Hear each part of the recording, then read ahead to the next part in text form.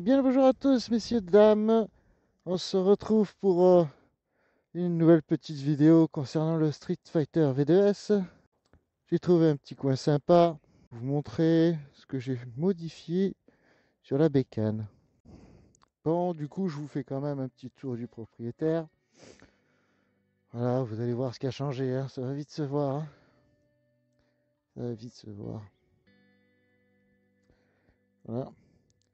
Là, pour info, moi, en position, moi, j'ai mes genoux qui arrivent ici. Voilà. Et même en penchant, il ne monte pas plus haut. Je suis pas sur le réservoir. Donc, du fait que je suis pas grand, hein, on verra un peu plus tard la position, comment je suis dessus. Là, j'ai pas le trépied. Je vous montrerai plus tard. Poste de pilotage. Je fais un succinct passage. Après, je vous explique un petit peu tout. Voilà. On est dans la campagne, tranquille. Nuance de vert et de rouge. Bien sympa. Ok.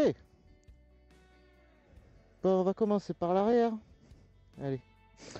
Donc, support de plaque court. Voilà. Avant, la plaque arrivait jusqu'ici. Là, voilà, c'était pas terrible. Bon, vous m'excuserez pour ma plaque maison, hein. Je vous la montrerai de derrière et je mettrai un petit cache. Voilà. Je n'avais pas parlé, mais vous voyez ces petits logos là, Ducati, ces petits caches pour le cale-pied, les cale-pieds, ils sont vraiment chouettes. Franchement, c'est super. Voilà, petit bémol, passage de câble. Ouais, on a vu sur l'ancienne vidéo, on le voyait bien, j'avais bien montré. Ouais, bon écoutez, il y a pire. Il y a pire, pire. C'est quand même bien fait, mais c'est vrai que c'est apparent. Ouais, ok. Enfin, ça, j'ai pas rajouté, hein. Ça, c'est d'origine, hein. J'ai vu sur certains modèles, certaines vidéos que ça y était pas. Mais sinon, moi, je les ai pas rajoutés. Donc, cette plaque, support de plaque arrière, c'est un Evotech. Evotech, oui, que j'ai pris pour la Panigale parce que pour la Street n'était pas encore dispo. Alors, à mon grand bonheur, j'ai regardé, c'était pas les mêmes références, à un chiffre près. Mais j'ai pas été embêté. J'ai pas été embêté pour le mettre. Les, les explications, c'était les mêmes. J'ai raccourci les vis avant ou arrière, je sais plus. J'ai dû les raccourcir, c'était trop long. Du coup, ça plaquait pas. Et peut-être c'était juste ça la différence qu'il y avait avec la Panigale. Ma foi, je sais pas. Ok. J'ai rajouté donc les protections, les tampons. Ouais, c'est pas les tampons, ça, c'est plutôt. Les tampons, ça va plutôt devant, là. On dirait protection plastique classique, hein. Je vais pas m'emmerder. Donc, moi, ce que je cherchais quand je connaissais pas la moto, je n'ai vu aucune vidéo où ça montrait que c'était traversant. Je savais pas si c'était traversant.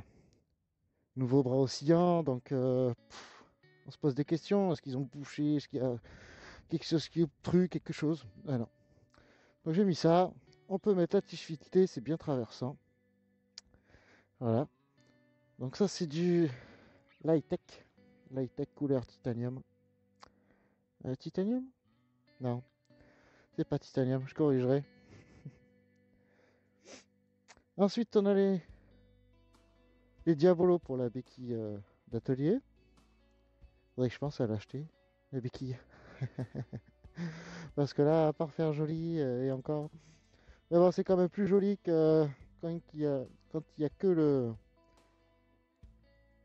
le taraudage. C'est pas terrible. Voilà pour l'arrière, hein. J'ai rien fait de plus, hein. J'ai rien fait de plus. Ce pneu, c'est une tuerie, les gars. Il faut le faire chauffer, mais c'est vraiment une tuerie. Diablo Rosso 4 en 190-55 ZR17, vous savez lire comme moi. Voilà. Garde-boue réussi. Un bras oscillant. Au début, j'ai cru qu'il était creux, mais non. Mais c'est une belle pièce, hein. C'est propre. C'est propre. Je me ferai pas des potes, mais moi, je n'étais pas fan des bras oscillants monobras. Donc, ça me va très bien. Et dans sa catégorie, vous verrez pas beaucoup de bras oscillants comme ça. Hein. Si vous regardez la nouvelle Hornet, la nouvelle Kawa, qu'est-ce qu'il y a là, la MT-09? Ouais. Lui, à la limite de la Triumph, qui est pas trop mal. Ouais. Lui, la Triumph est pas trop mal. Le bras oscillant, ouais, il a 2 points ici et derrière. Ouais. Autre avantage, j'étais content. On a les valves coudées. À part la Triumph, je crois qu'il n'y en a aucune qui est des valves coudées. Bien entendu, la Street. Je crois pas que la MT-09, la Z, ils l'ont pas coudée. Non pas. Non pas. Là, on est passé. Je vous fais. Ça se ressemble. Ça claque. Franchement, ça finit. S'il n'y a qu'une chose à mettre, c'est vraiment ça, quoi. On avance, on avance. L'amortisseur. Ah, il fait le taf, ouais. Il fait le taf. J'ai pas de soucis. Bon, ça se balade un peu, ça. Le tampon qui se balade un peu. Ouais. Ouais, sous le shifter. Alors, le shifter, je peux en parler un petit peu. La descente, c'est le top du top. Oh, c'est une douceur. Puis on sent quand même un peu de mécanique, mais c'est un pur bonheur, la descente. La montée. Alors, la montée, il faut quand même être en charge. Lui donner un coup franc. Et ça passe très bien, c'est très bien. Mais il faut être en charge. Il ne faut pas être à. Ouais, je suis à 5000, je monte à 5002, 5004, et boum, tu veux passer ta vitesse.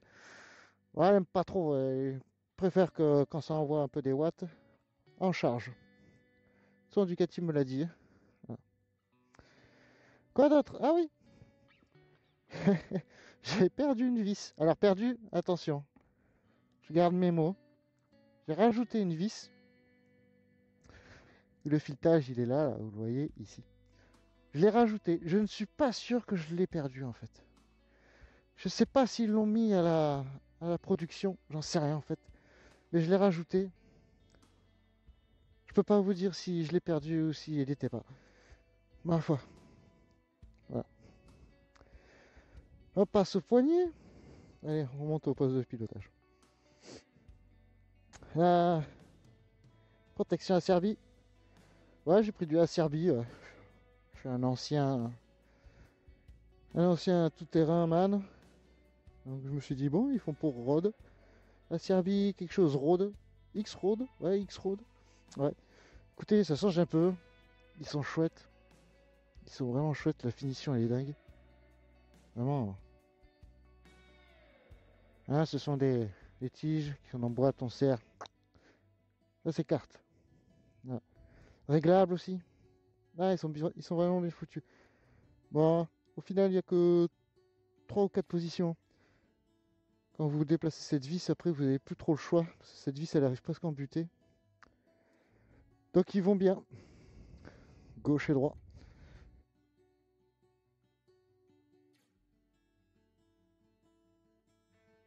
Alors, au niveau du guidon.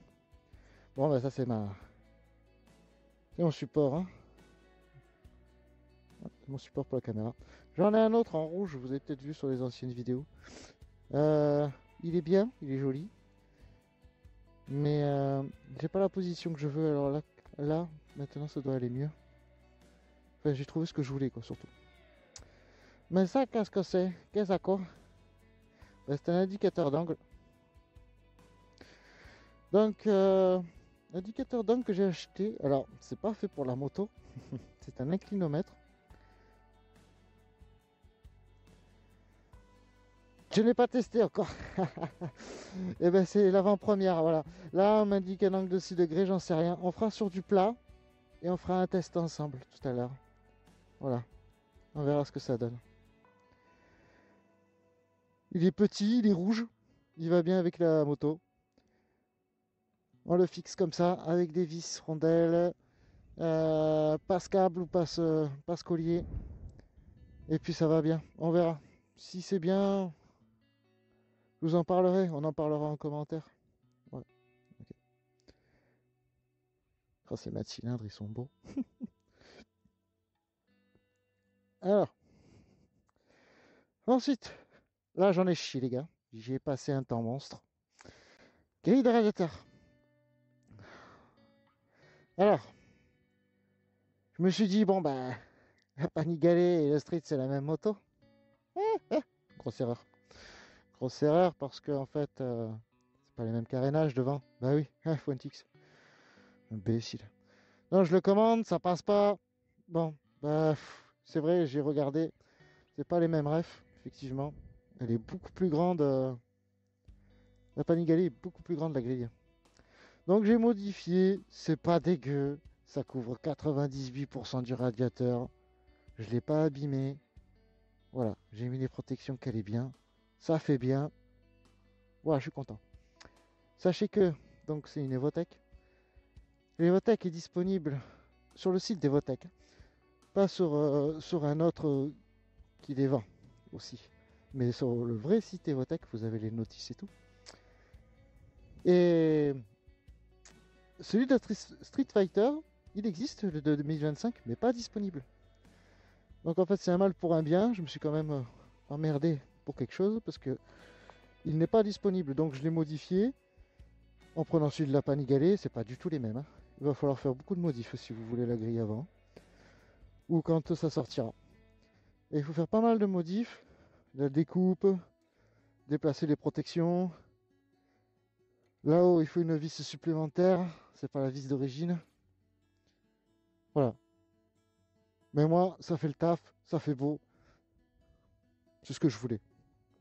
Et donc, je disais, euh, la, la grille pour le Street Fighter, elle existe, mais elle n'est pas disponible encore. Et je ne sais pas quand est-ce qu'elle le sera. Voilà. Le petit collier, juste pour vérifier que ça tape pas en butée.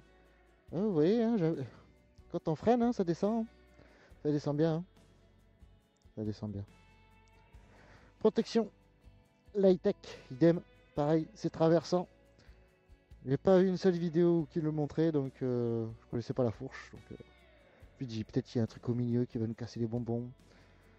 Je pense pas, puisque la pièce existait chez Ducati avec une tige traversante, donc je me suis moins fait de soucis pour l'avant en fait. L'amortisseur de direction, je l'avais pas beaucoup montré. Bon, vous faites pas des films, hein, c'est pas un all-in ça. C'est un ZF, je crois. Je sais pas.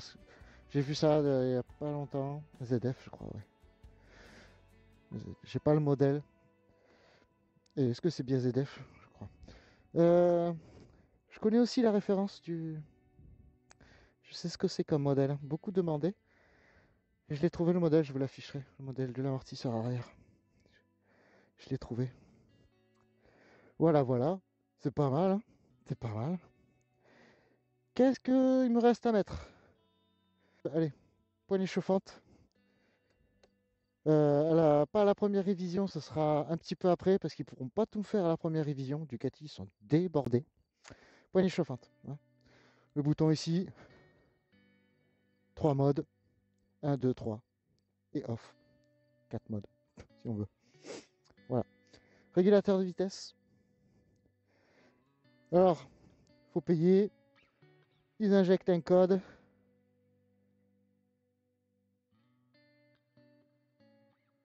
« 250 balles ou 300. Écoutez, moi j'ai les boutons, je préfère m'en servir. Merde. Voilà. Donc pendant la révision, ce qu'ils vont me faire, ils vont me mettre la protection à l'aide réservoir. Le pad, cherchez le mot. Pad de réservoir. Et puis c'est tout. Et la sortie Terminioni, demi-ligne, sortie après kata. Donc ça sera uniquement 1, 2, 3, 4, 5 vis. 5 vis à enlever, on tire le tube, pop, on remplace. Voilà. Et des petites infos concernant la ligne full Terminioni. Donc avec le serpentin qu'on voit qui descend, qui fait bien la boucle pour avoir la même distance pour chaque cylindre. Donc, effectivement, vous pouvez la mettre, il n'y a pas de souci. Un, elle n'est pas homologuée. Là-dessus, on est d'accord. 2, elle fait un bruit de malade dans les deux sens. Ça chante bien, mais c'est trop fort. Moi, j'ai envie d'emmerder personne. Donc, voilà. J'ai des voisins, voilà. Moi, je suis comme ça. Je veux emmerder personne. Oui, j'emmerde personne. Putain, je suis bien. Voilà. Et troisièmement, vous mettez la ligne Terminioni Full Racing. Vous avez, quand ça marque, je vais vous le montrer, vos modes de conduite. Le mode de conduite. Vous voyez, road. Ici, road. Voilà. Ben, vous aurez, avec carto, hein, donc il faut bien faire la carto, vous aurez road Evo, race Evo, weight Evo. Voilà, vous avez une évolution de la cartographie qui se répercute sur le nom du mode moteur. Voilà. Et dernier détail, pas des moindres, avec la ligne Terminioni, si vous avez le régulateur que vous le vouliez absolument, parce que c'est vrai que maintenant c'est un confort, c'est sympa, eh ben, vous l'avez plus. Voilà, ça vous squeeze le régulateur de vitesse. Donc avec la ligne Terminioni, si vous mappez, et vous devrez le faire pour qu'elle tourne rond, eh ben, vous n'aurez plus le régulateur de vitesse. Voilà. Je suis sûr qu'il y en a qui vont garder la ligne et qui vont dire, ah, le régulateur là.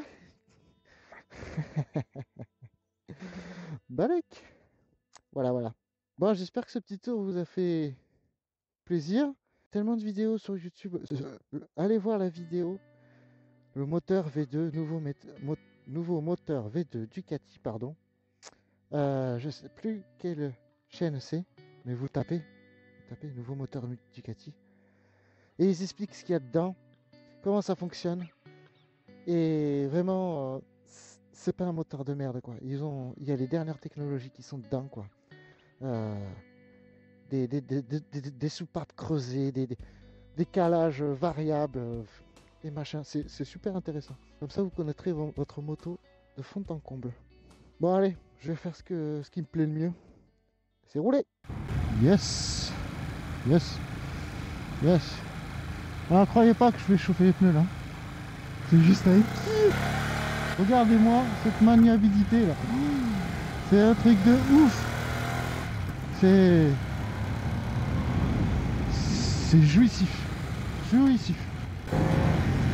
Bon, la route, si vous avez regardé ma première vidéo, vous la connaissez. Voilà. J'avais dit, on va utiliser les freins. Et je vais toujours les utiliser d'ailleurs.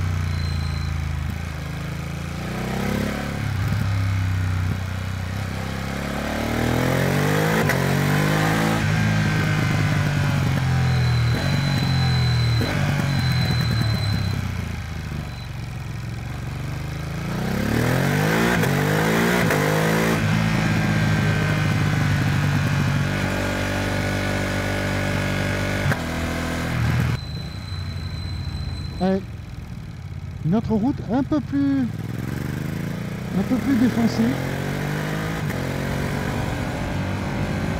Quelques bosses, voyez là, ça bosse. Ok. Cette route a un peu plus de bosses que la normale. Donc on va tester ça. Même si moi je connais la réponse. On y est bien. Car ce coup c'est normal, c'est un roadster. Mais pas désagréable. suis en train de regarder. Peut-être que le shifter il me fait mentir. Là.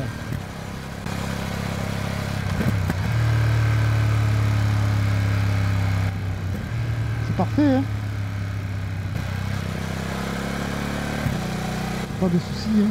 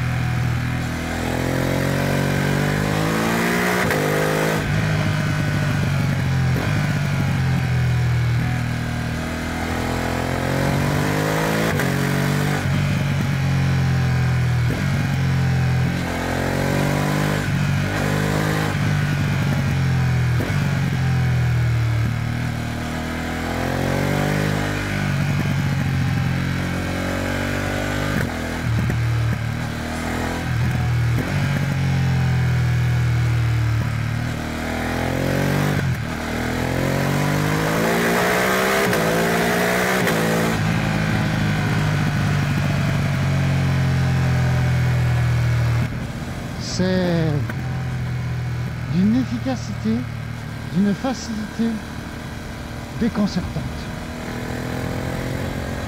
Alors je me plains pas, hein. J'aurais pas voulu qu'elle soit difficile, mais c'est vraiment abusé. Ça marche, ça tourne, ça freine, ça accélère. L'avant se déleste légèrement. Alors je sais pas si ça lève, s'il y a l'anti-wheeling qui se déclenche ou pas. Je regarde pas, j'en sais rien. Mais je suis pas poigné dans l'an. Je suis en mode road. Ça fonctionne. Mais de fou. J'ai oublié de vous parler tout à l'heure du support de téléphone. Alors c'est pas un gros sujet, mais celui que j'ai mis, c'est celui qui a la tige qui va dans le trou de la direction. Vous voyez? Et ça n'a pas été simple parce que je cherchais une solution et je vais vous expliquer pourquoi. Donc c'est le quad lock avec l'anti-vibration. Voilà, donc ça fait très bien le taf, ça amortit, ça fait, c'est ce qu'on lui demande. Donc en fait, avec les photos, je vous le dis, vous avez une jarre de collerette, cette collerette grise, et qui a un trou au milieu, et après il y a un espace de 2 à 3 mm tout autour. Donc en fait, quand la tige rentre et qu'elle s'expanse, eh ben, elle n'attrape pas la direction, donc elle ne peut pas s'accrocher. Donc j'ai acheté des grosses rondelles en caoutchouc, je vous mettrai la photo, que j'ai insérées par le trou ici. Voilà. Et du coup, on a de la matière, donc quand ça s'expanse, les griffes accrochent le caoutchouc. Et le caoutchouc tourne, mais très peu, c'est très léger. C'est vraiment très léger comme ça tourne, quoi. Il faut vraiment forcer, quoi. Et donc voilà comment on peut adapter un quad lock tige de direction sur un Street Fighter. Donc ça fait le taf, c'est parfait, c'est centré, ça fait propre. La coque rouge qui va bien. Le karaté.